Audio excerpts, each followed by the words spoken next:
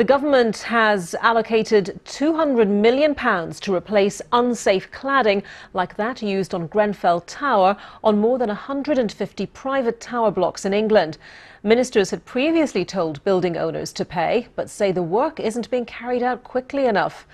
Well, earlier the Housing Secretary James Brokenshire explained more about the government's decision.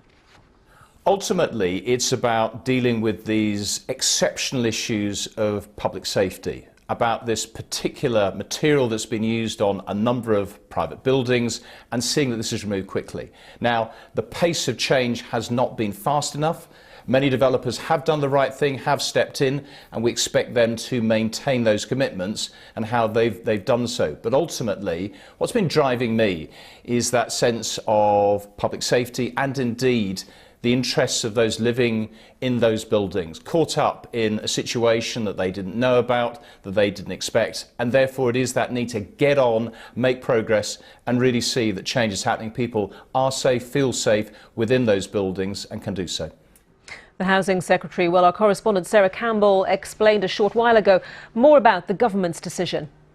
In social housing, the work has progressed much more quickly. So there's only sort of about 30 buildings, I think, which haven't had 23 blocks that have still got this cladding. But when we're talking about privately owned buildings, something like 166 still have this cladding on the outside. And what building owners were saying is, well, hang on a minute, we're not going to pay it. We're going to pass the cost on to our tenants or leaseholders, people who live in these buildings. So the work simply wasn't happening.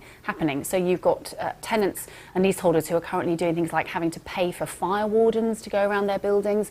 And of course the stress, as you can imagine, of living in a building which you'd be constantly worried that something like the Grenfell fire disaster might happen there is a huge amount of stress to live with. So the government has rowed back, so they are going to put £200 million forward to help buildings. We should say this is for England only. So two questions, I think, to do with this is, first of all, there will be an issue of there are companies that have done it, so are they going to be asking for their money to be recouped? Is it fair that they've had to pay for it and others now won't have to? Second issue, a lot of people saying £200 million sounds like a lot of money, but when we're talking about that many large buildings, is it going to be enough? That is a very good question. And also, as that guest in Manchester told me earlier, they're calling this a partial win because there are other fire safety issues that this fund won't cover. Well, there's also different types of cladding. So this is particular to the aluminium cladding, which was similar to what was on Grenfell Tower. There are other types of cladding, and our understanding is that government testing will be happening on that type of cladding. So maybe we'll get sort of other types of cladding that might be included in this, but that hasn't happened at the moment. So I think if you're in a tower block that has cladding of any description, you want to be sure that that has been properly fire safety tested, and if not, you want it replaced. And with me now is Nigel Glen, the CEO of the Association of Residential Managing Agents. Nigel, welcome to you. Essentially, your association, you're in the middle between the building owners and the tenants of these blocks, generally leaseholders, isn't that right? So you're trying to facilitate a good relationship. What do you make of this government decision, given that the government a few months back said it should be the building owners who are paying for this new cladding? Well, it's welcome news. It's nice to be here to actually have some positive news for a change. There were plans to try and make the owners pay.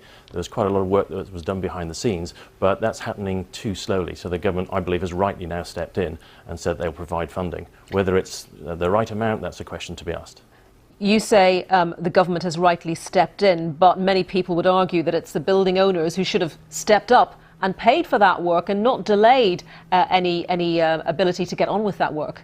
Well, the Secretary of State was very clear about it, that it was the morally right thing to do, but legally the leaseholders are the people who would be obliged to pay. And we did point this out to the Secretary of State at the time, almost immediately after Grenfell, saying that the private sector would represent a difficult situation because of that sort of anachronism between who is responsible and who actually pays.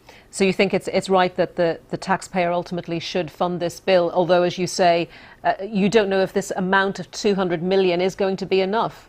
No, when we did a survey of our members, we have 24 blocks, which is 5,760 homes. And on average, that was 2.2 million per block. So if there's 150 remaining, you could be arguing it maybe 300 would be closer to the figure. But 200 is a very, very good start. And the main thing is, it's going to get people safe. Our point was always to government, time is the essence here. Get people safe, and let's argue about who pays for it later on.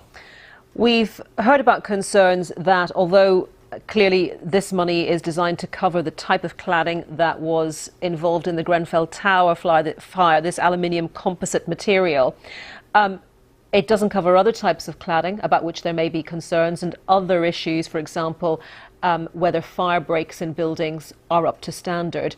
So are you worried that even if this cladding is replaced, that there may be other safety concerns remaining? Yes. I talked with somebody at the ministry this morning about this very matter, and the ACM is all that's being covered here. There are other materials which we are aware of, which are flammable as well, and the problem is once you take this ACM down, you look behind probably for the first time, and you might see things like compartmentalisation, i.e. how fires can move from one area to the other, are not right, and it's not designed to cover those. So more work to be done? I believe so, yes. OK, Nigel, thank you very much. Nigel Glen from the Association of Residential Managing Agents, thank you for your time.